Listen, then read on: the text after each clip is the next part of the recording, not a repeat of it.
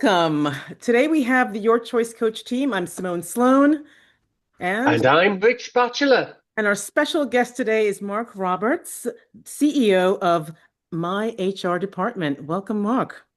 Thank you. Thrilled to be here with you. Uh, Today we're going to go into the deeper side of and look at human performance and really with leadership and the dynamics and what separates teams that thrive versus those that survive. So when we think about conversations such as this, we're looking at culture, and we're not looking at things like a ping pong ball, water bottles with a logo, but really a version of culture. What we're talking about, shared beliefs, behaviors, norms that really have impact on how the team performs. So why don't we just begin? Yeah? Let's talk Let's about it. go for it. What is culture and how do we want to think about culture, a team culture? When I think about culture, it really boils down to something quite simple. It's that feeling you get on a Monday morning. Is it dread or is it energy? Hmm. We've all been there. Those Sunday nights sometimes roll up too fast. It's like, oh God, I've got to get up and go to this office in the morning or to work. Am I excited about it or do I not like it? And I think that has a lot to do with the environment, which is culture. Absolutely. Absolutely. And it's a dynamic process, right? That really impacts our day to day and even who we're working with and who we're working for and what we're doing. And I remember those Sunday morning, that Sunday afternoon, and I was dreading sometimes going in. I'm not dreading. Yeah, I've been around long enough to have experienced many situations where you know, there's been that ultimate dread and Monday morning was like getting a knife through your heart. And there were those times where it's like, yay, it's Monday morning. I can't wait to go in and see what the day and the week brings. And to your point, it's all about the people you're with and it's the leadership. It's the Yeah. leadership. What kind of environment are they creating? Absolutely. I was going to jump in though, and I'm going to be the provocateur here in this questioning piece, because what you talk about there, Mark, isn't that just about defining whether it's a successful culture or an unsuccessful culture, a welcoming or unwelcoming? What is the culture behind? I'm kind of going, is use of an indicator the actual definition of the culture or not? I'm just curious in terms of how we sort of marry those pieces up Mm. there with that conversation piece, because I you think know, culture is often misdefined yeah, and mystifying all at the yeah, same time. Is it the environment that you're walking into? Is it going into a place where you just feel camaraderie amongst your fellow employees? Or is it that place to Simone's lead in? Is it the ping pong balls and the water yeah, bottles that yeah. say, my employer is trying, they're investing in me, they're giving me swag to make me feel part of something. What is it? And I Yeah, think I it's, think it's in the eye of the beholder it in a lot is. of respects. and It that's usually yeah, happens when no one, the things that no one's really watching or paying attention to, right? Think yeah. about how we resolve conflict. What's going on with that, right? Because culture is how we get things done, but it's also indicating to me how we're communicating with each other, how we value each other, right? Absolutely. Absolutely. My worst career experience was for a large Fortune 500 company in the beauty products business. We'll leave it at that. And while they had this great messaging on a global basis of how wonderful the company is and all the things that they did and their charitable works and everything else, the functional area that I worked in at the time was a snake pit. Hmm. the I got hired into a group where the manager that I got hired into, and he and I connected, left there in 2 months, and the guy that took over for him had this thing about pitting the people in the group against each other. Hmm. It was a horror show, but globally, company had a great reputation, Hmm. and part of the disconnect is when you have that global messaging that doesn't filter down. The leadership at the top is Mhm. not checking to see what's going on in the various buckets under Absolutely. them. Absolutely. And that's a very disturbing phenomena that happens quite often. Yeah, but you raise a great, interesting point because you're talking about I call them limiting values, like structures within the organization that either promote a certain collaboration or not. Like, for example, if you have an organization that's very bureaucratic, that's indicating to me that somebody likes control. There is control going on there, right?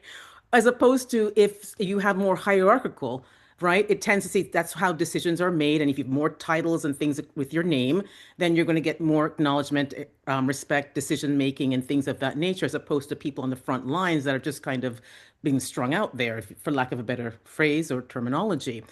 So I think that does bode to shaping the ways in which things get done and how people are treated within those teams. Absolutely. Again, my culture, my war stories of corporate America, had another situation where we had a vice president of one of the operating units would come around and do bed checks, as we called it, bed checks at 5 p.m. to see who was still working. I kid you not. It was always, okay, it's 5 o'clock. Where is he? Okay, he's making his rounds. And 10 minutes after he swept through to see who was still there, the place cleared out. But what kind of it, what Yeah, is the yeah, messaging that Yeah. that creates? absolutely. You Ab- know, so it's environment, it's leadership, it's communication, it's all of those Mhm. things. It And is. It is. it's got to be sort of in the DNA of the organization so that Absolutely. certain parts of the organization don't get mistreated or misviewed. Like I mentioned, that beauty products Yeah. company, where they had these great corporate messaging, but one of the buckets underneath was just a nightmare. And it's So interesting. it's got to become part of the DNA. Yeah. So it's systemic. It's all over. Absolutely. As you talk about your cosmetics company or beauty cosmetics company, one thing that came to my mind is experience of a not so good culture, but they were more community-driven organization. And within that realm, became where people didn't trust each other. So you have low Right. Yeah. trust across the organization. And to the fact that they've been working together for so long that they were still treating each different department as strangers, like they were foreign to each other, for lack of a better word. And so when you look at that, so it became like this, I'm going to outperform you. We're all on the same team working for the same goal. Shaming, naming, blaming, and trying to calling out people when we're like, okay, we failed, but we're learning to move forward. It was a very interesting organization to kind of be in and kind of watch the dynamics of what was happening. But how it spilled out to the customers was just so erratic because if they were good, it was not really consistently well serviced to the community. But if they were bad, whoo, that was consistently bad. And so they couldn't see the connection between how they were treating each other and how they were working towards the end goal. And it was a hot mess. It was, And your point of how it impacts the customers in the recruiting side of HR, having been a recruiter, an executive recruiter for many, many years, one of the things I was taught, and it is so true, is part of the training was put a mirror in front, have a mirror in front of you as you're getting on the phone, because what you see in that mirror is what the customer is hearing on the other end of the phone. So if you're in Yeah. an environment that you're not happy, you're grimaced all the time and everything, and that is coming through to your frontline customers. absolutely. And quite frankly, when we call a customer service situation, we want happy people on that end. Yes, we do. It just somebody who's not happy in their role, it just exacerbates the problem that we're calling in for. So Absolutely. But Rich and I also did, to that end, Toronto Change Days, and we had a values. Yeah. Remember the values workshop Very day? well. And one of the things that came up a lot were artifacts around what are some of the artifacts within culture and the values that we put forth. And I'd love to pull you back in and to kind of share some of those things because you do a lot of work with culture.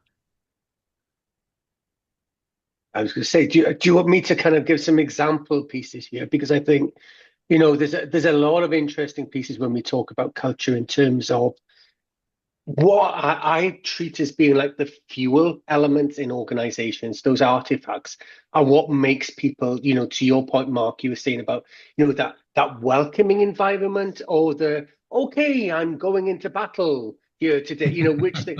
And it's simple as the difference between the culture of something that says, hey, we've got, simplicity, a nicely designed kitchen with lots of facilities and lots of stuff that is welcoming for people to sit and chat and connect in that sort of space.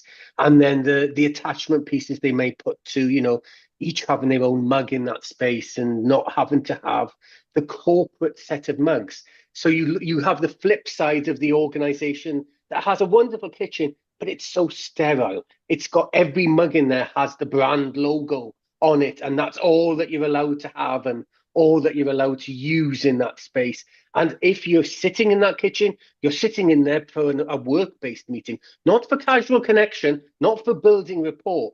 And I think of these two kind of Interesting. comparisons as kind of like the differences.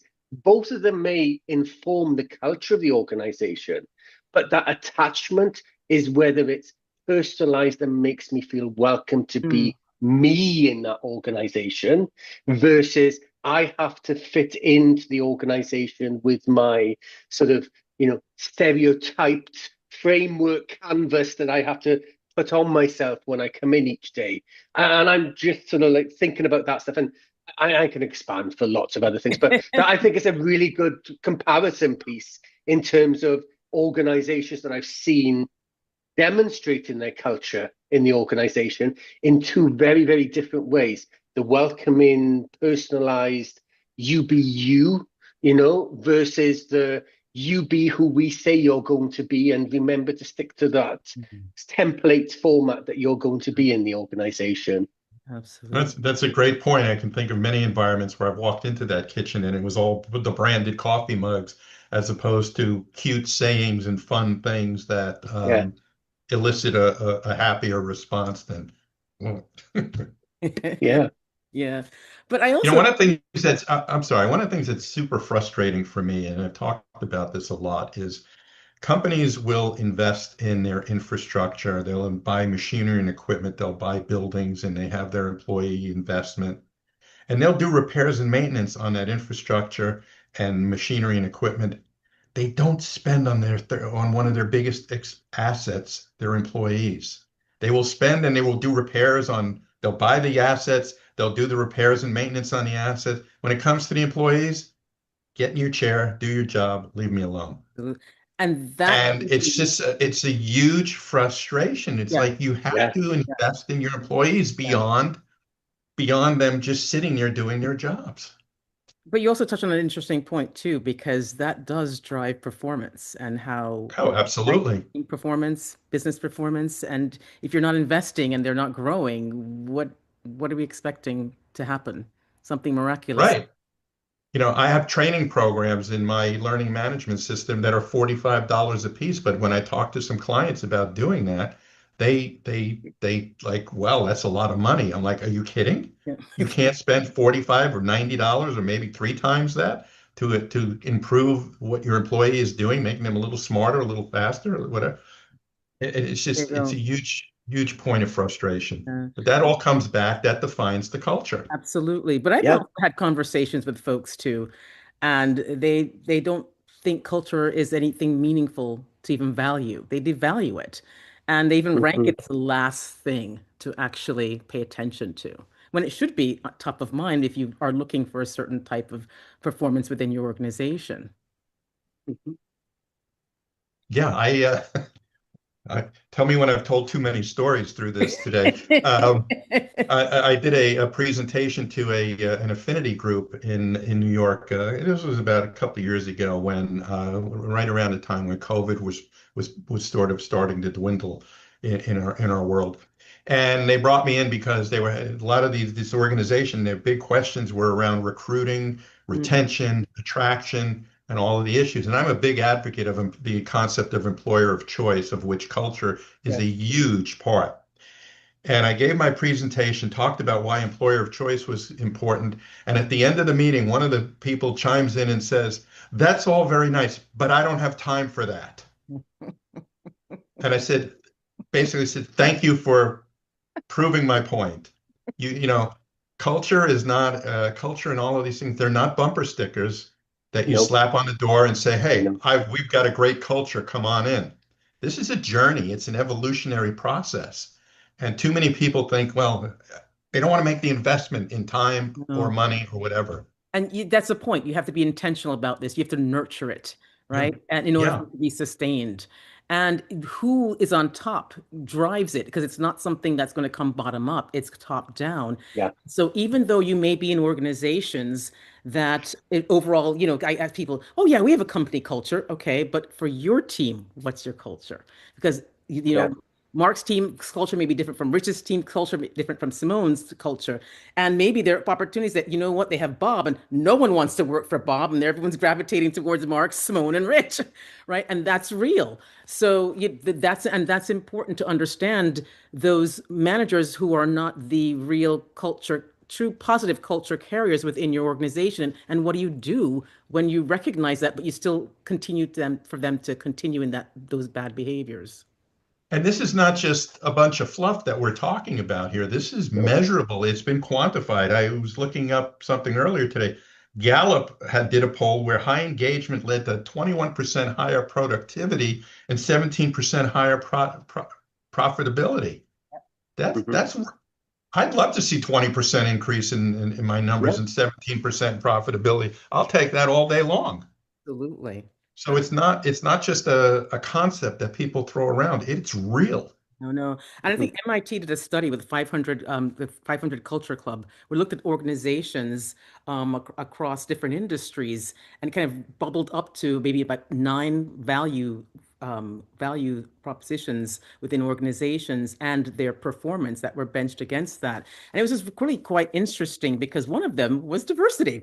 One of them was collaboration, right? Transparency, all the things that we know, right? But how do you kind of not only just say, yeah, we have a culture, yes, we have values, but then really try to operationalize those because that's where it becomes real. Where I've had leaders say, oh, yes, we have a culture and we have our values.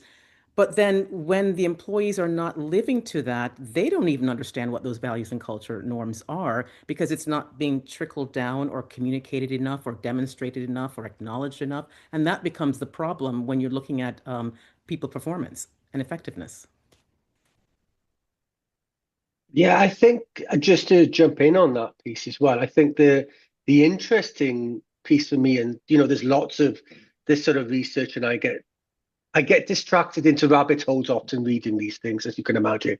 But I think the interesting piece about what you're saying here, Simone, is that when we talk about these organizational drivers, I'm going to call it for culture, they're the things that people often, and to use your phrase, Mark, people see as being fluffy things.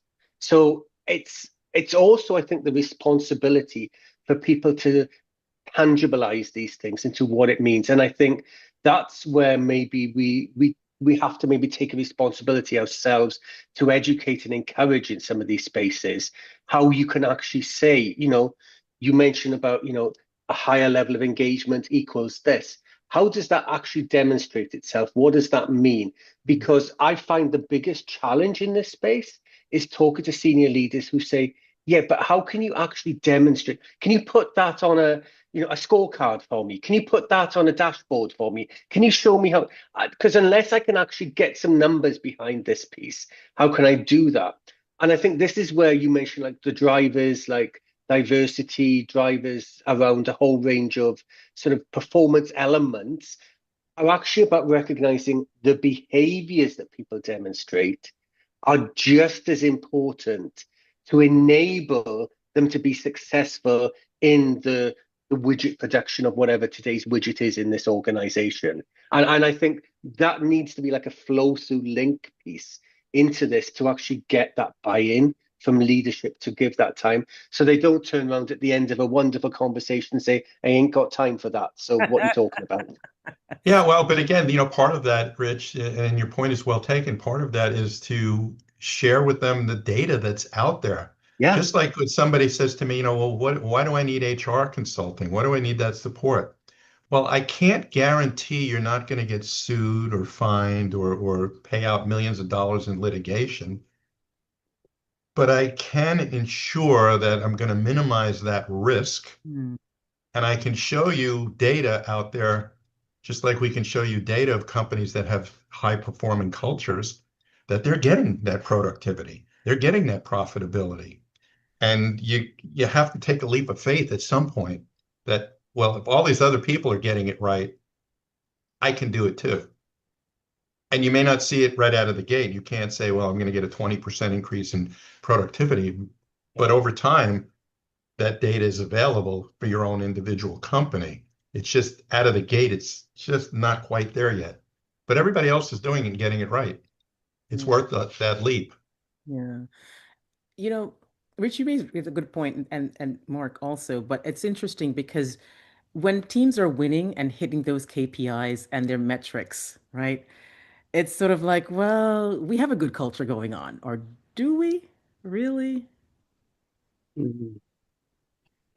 Yeah, it's an interesting one that because I think, and this takes us down to maybe a little bit what we touched on earlier on with the split of the teams. It's like, well, does the end justify the means? So the phrase goes. And it's almost like, do we need to talk about what culture is actually present if the end results are matching the KPIs?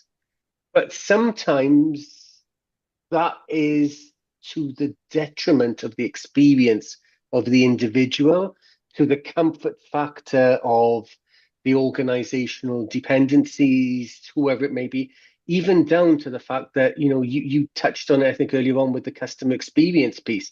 It can show itself through to the customer experience. There's more to this than just numbers on a page showing endpoint results. And I think that's the key piece is like, you know, don't get caught out. Hey, we hit the target. Whoa. Yeah, but look at those people there. They look like a shadow of their former self to get to that piece. Was that really a good culture that they went through? Absolutely. So Because what it could reveal too is burnout, right? And yeah, unrealistic workloads that they have and other things that can pop up in that performance driven or maybe fear driven um, yeah. work. So I think there are a lot of things there that, yes, you're winning, but then to your point, let's take a scale back and have those debriefs. What went well, what didn't go well, because then those are the behaviors pieces and conversations that you can have to see if you are truly living the culture values within the organization. Or seeing a sudden change in your environment. What things are starting to go wrong? People are withdrawing. They're not as active in meetings. They're just not as happy, appear to be as happy as they once were. You're starting to lose key employees. People are starting to leave. Your Absolutely. reputation out in the market is not that great. On the attraction side. I mean, Yeah. there's all sorts of things out there, and people know other people, and the word, your word of mouth gets out there. You Glassdoor is you don't you notorious don't for that. Oh you yeah. don't ever want to wake up. You don't ever want to wake up that next day and see your business in the headlines, good, bad, or otherwise. Mm, So what's going on? Why you had said, the flip side is maybe your culture or lack thereof is starting to rear its ugly head because of these challenges that you're seeing. Your absolutely. productivity's down, your customers are not happy with what they're getting, people are leaving, people are disengaged. I think, yeah, that's absolutely, those are definitely important factors. But what happens if you say you have the leader who happens to be the negative carrier of culture, meaning that they're not really living up to the expectations, the behaviors, the values within the organization? What do we do? Intervention, does that work? I'm going to say, which do you want the inside voice or the Yeah. outside voice response to that? We could do the inside voice offline. Yeah. Because that gets tough, because most 9 times out of 10, they're the ones performing, hitting the KPIs, right? And everyone continues to reward that type of behavior. And if the people see it being rewarded, it's being reinforced. Yeah.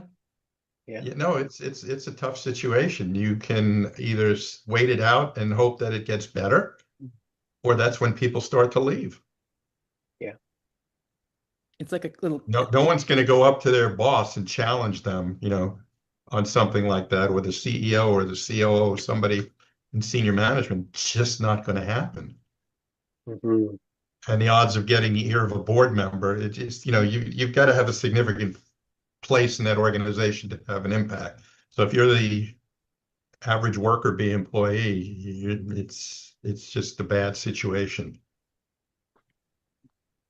mm, Yeah. I'm thinking about the recent conversations there's been about quiet quitting going on and this sort of stuff, and I'm thinking these are indicators of this environmental experience, I'm going to call it.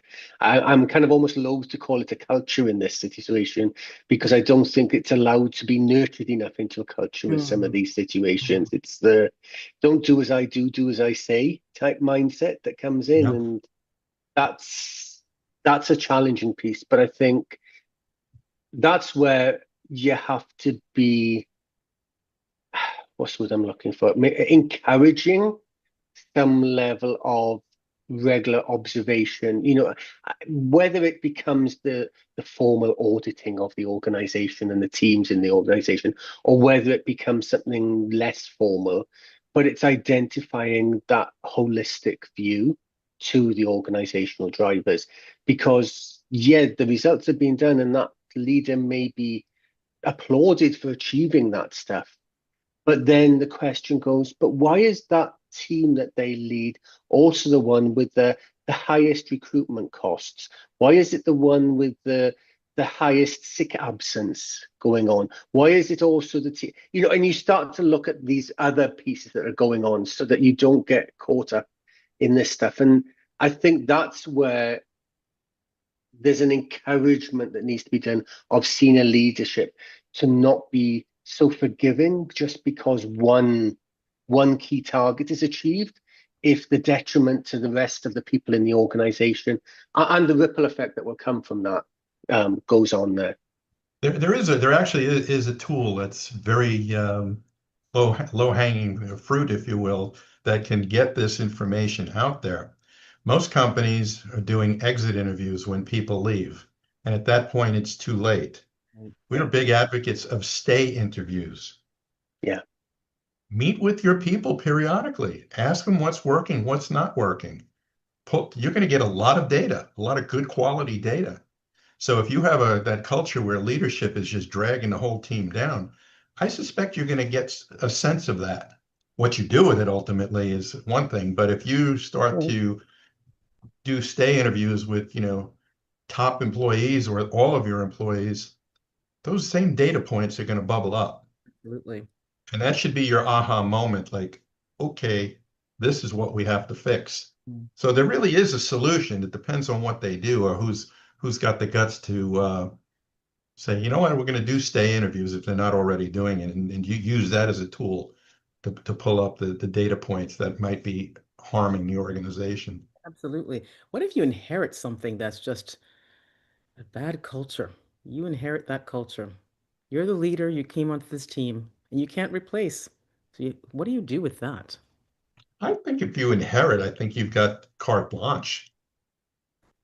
If you're the cause of the problem, you own it, and you may not be able to look in the mirror and say, "Hey, look what I've done. This is not good. I have to change." But when you come in and find an environment, I think all bets are off. You can start from the ground up, rebuilding, You and can you have also have yes, those, you have you have to those that regain are, the trust yes, yes, Yeah. of the people yes, who have been, you hurt. know, Because people the hold people on who to have been things. hurt. People hold on to Sure. things, and so they are very have the armor and less likely to want to give that trust. So that becomes a lot of work for the leader to not just say it, but now to actually model it, right? And to be consistent with what you're saying and doing. And I could hear Rich's inside voice going, "Talk is cheap. Show me." Just a little bit, just a little bit, just a little bit. Yeah. Yeah. And gaining the trust I think is important, but you can't step over things and let things just go by the wayside because that's how we've been doing it. But what are some practical things that we can share with the audience today around either shaping culture, being intentional about culture, or are you just understanding what the culture is, getting a pulse on it? I would start off with stay interviews. Mhm. Interview your workforce. Do it by department, do it by functional area, see what's working for them, what's not working, what makes them happy, why do they want to get out of bed? Why do they want to show up Monday morning? And just whether it be, with names attached to it or anonymously. I think that's a great starting point. Just find out what's going on and look at your retention and attraction numbers. I think that's a leading indicator. If you're losing people, something's not working. And if you go through that whole scenario of the employer of choice, Hmm. of which culture is number one, but is it the culture? Is it your compensation? Is it your benefits? What's involved there? And then you have some decisions to make. Can I invest in those things that need to be fixed, or am I stuck? I think the obvious answer is to invest because there is a return on that investment. Mhm. Rich? Yeah, I love Mark's stay interview conversation piece, and I think it's a big piece for just having greater conversations between staff and their leaders during the year. It seems to be a nice to have rather than recognized as a need to have. But I think the couple of pieces for me is the phrase I come back to time and time again about leadership is a behavior, not a position. Hmm. And when we assess successful leaders, we should be assessing their behaviors, not their positions output. And I think that goes back to that piece of encouraging organizations to look beyond the KPI results of a team or a group division, whatever it may be, that leader is leading, to look at the behaviors. And behind those behaviors is to look at how those behaviors are impacting the success of the team and the organization.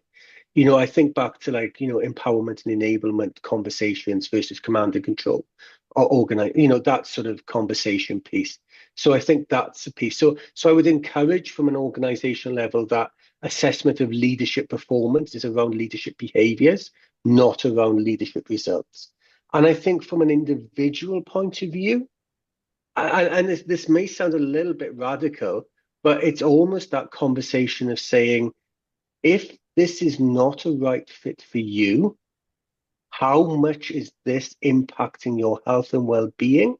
So turn the equation away from getting your job done to getting your health and well-being back on side. And if that means the exit route, it's okay to take the exit route because Critical sometimes point. some people feel that it's just, I can't leave because dot, dot, dot.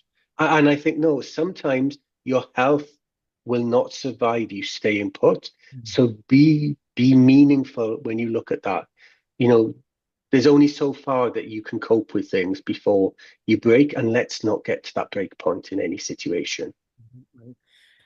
I would say for that, the manager who comes on to a team and doesn't know what he's getting, or he or she or they are getting, do that culture assessment and have those conversations.